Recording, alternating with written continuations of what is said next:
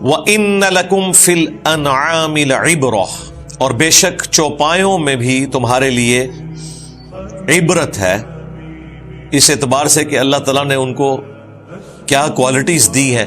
عبرت یہ حاصل کرو کہ جس ہستی نے ان چیزوں کو بنایا ہے اور ان میں ایسی نعمتیں رکھی ہیں تو صرف وہی ہستی اس قابل ہے کہ اس کی پرستش کی جائے، اس کے ساتھ کسی کو شریک نہ ٹھہرایا جائے، اور یہ والی کوالٹیز دور دور تک کسی اور ہستی میں موجود ہی نہیں، سرے سے موجود نہیں۔ تو اللہ تعالیٰ دعوت توحید اپنی ان نعمتوں کے ذریعے دیتا ہے جو اتنی یونیک نعمتیں ہیں کہ مخلوق ان کوالٹیز کا سوچ بھی نہیں سکتی کہ اس طرح کی کوالٹیز کسی چیز میں پیدا کر سکے۔ تو چوپایوں کے اندر بھی تمہارے لیے عبرت کا نشان ہے کہ اس سے تم مورل لیسن حاصل کرو۔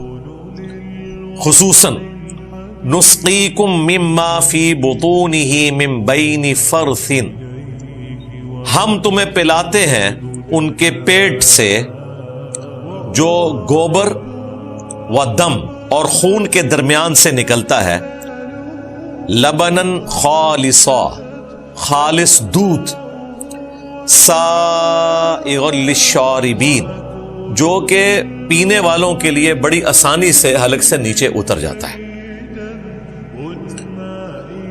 جو لوگ دودھ پینے کے عادی ہیں انہیں تو اس کا ٹیسٹ فیل ہوگا، لیکن جن لوگوں کو دودھ کے ساتھ کوئی شغف نہیں انہیں تو ان چیزوں کا وہ مزہ فیل نہیں ہوگا۔ پھر جو لوگ دودھ شوقیہ پیتے ہیں وہ بھی اس کے ایک اینگل کو دیکھ رہے ہیں کہ اس کا ٹیسٹ ہے، یہ نہیں دیکھ رہے کہ پوری کی پوری انسانیت اس دودھ پہ چل رہی ہے۔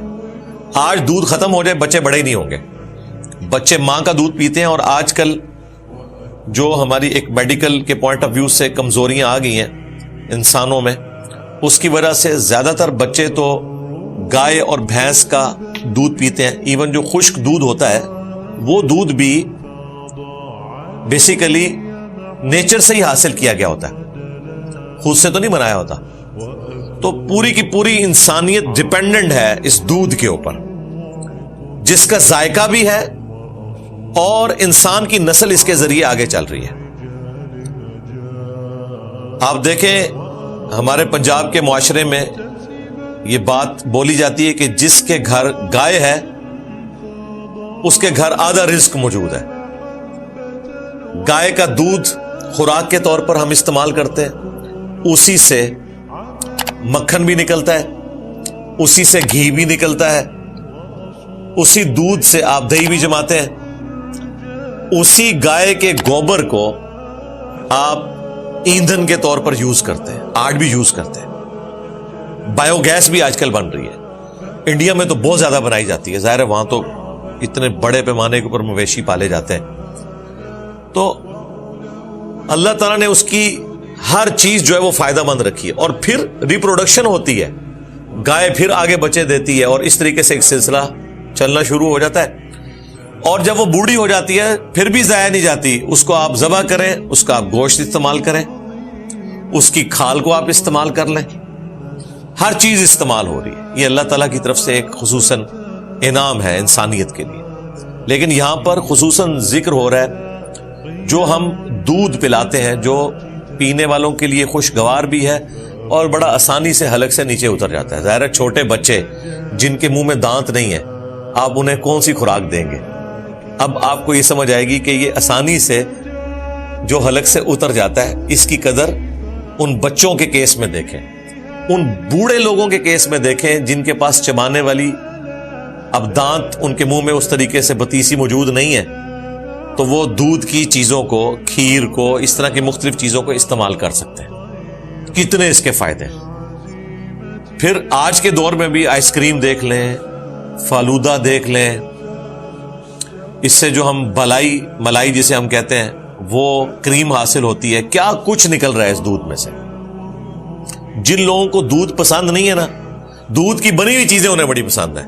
مثلا میں اپنی بات کرتا ہوں، یعنی میں دودھ پینے میں ایز سچ مجھے کوئی اتنا شغف نہیں ہوتا، لیکن دودھ کی بنی ہوئی چیزیں، خواہ وہ برفی ہو جس میں چینی زیادہ نہ ڈلی ہوئی ہو، یا کلفہ ہو، فالودہ ہو، آئس کریم ہو، یہ وہ لوگ بھی، وہ بچے بھی جو دودھ کی شکل بھی نہیں دیکھنا چاہتے، وہ بھی اگر دودھ کی بنی ہوئی آپ انہیں آئس کریم کھلائیں تو وہ کھاتے ہیں. آج بھی اسی طریقے سے یہ چیزیں ویلڈ ہیں.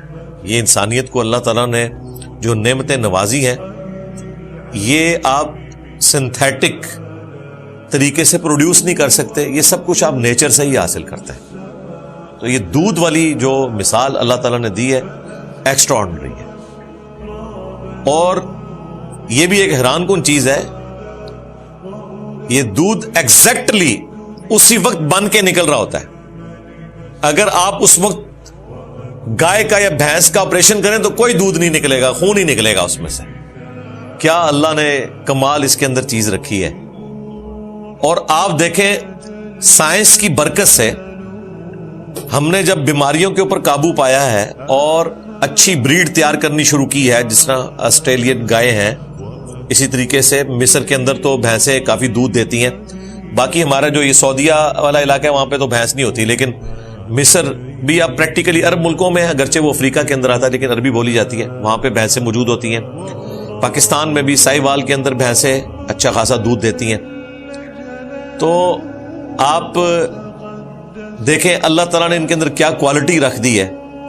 چارہ کھلا رہے ہیں اور وہ دودھ کے اندر کنورٹ ہو رہا ہے. زمین و آسمان کی ساری مخلوقات مل کے اس چارے کا دودھ نہیں بنا سکتے. وہ بھینس ہی اس کو کھائے گی اور اس میں سے ہی دودھ نکلے گا.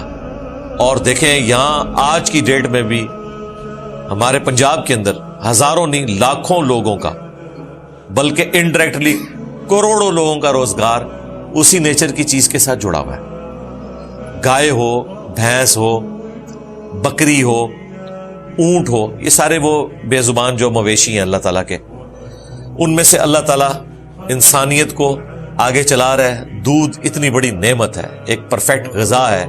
بچے دیکھیں 2 سال تک تو ان کی غذا ہے ہی صرف دودھ.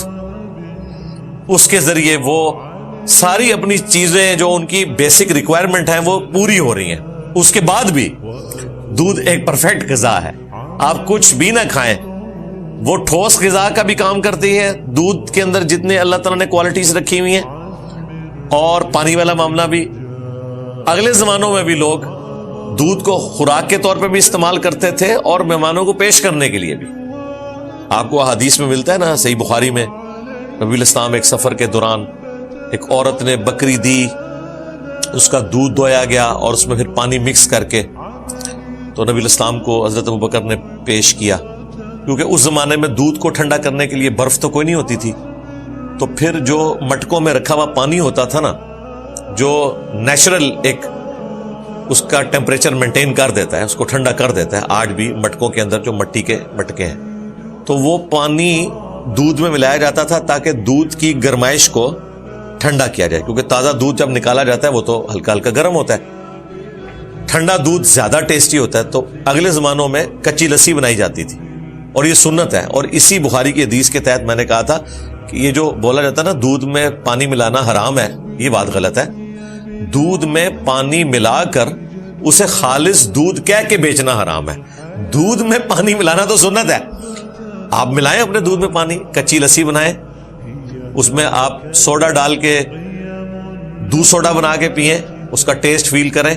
وہ ساری چیزیں اپنی جگہ پہ. البتہ خالص دودھ کہہ کر پانی ملا دودھ بیچنا یہ حرام ہوگا. اگر آپ نے پانی والا دودھ بیچنا ہے تو ریٹ رکھیں کہ جی پانی والا دودھ جو ہے وہ 120 روپے کلو ہے, اور جو خالص دودھ ہے وہ 200 روپے کلو ہے یا 180 روپے کلو ہے. تو جنہوں نے خالص لینا وہ خالص لیں گے. لیکن یہ 2 نمبری کرنا کہ دکانوں کے باہر مسلم شریف کی حدیث لکھ کے لگانا کہ جس نے ملاوٹ کی وہ ہم میں سے نہیں, اور اندر جو دودھ ہے وہ سارا ملاوٹ والا ہے. پانی بھی ڈالتے تو صبر آ جاتا, اس میں تو کیمیکل ڈالے ہوئے ہیں, آپ نے صرف ڈالا ہوا ہے اس میں جھاگ بھی ادا کرنے کے لیے. تو یہ تو آخری لیول کی حرام خوری ہے اور قابل گرفت جرم ہے اللہ کے حضور. حقوق العباد کا معاملہ بھی ہے, حقوق اللہ کا بھی معاملہ ہے. بہرحال دودھ اللہ تعالیٰ کی بہت بڑی نعمت ہے.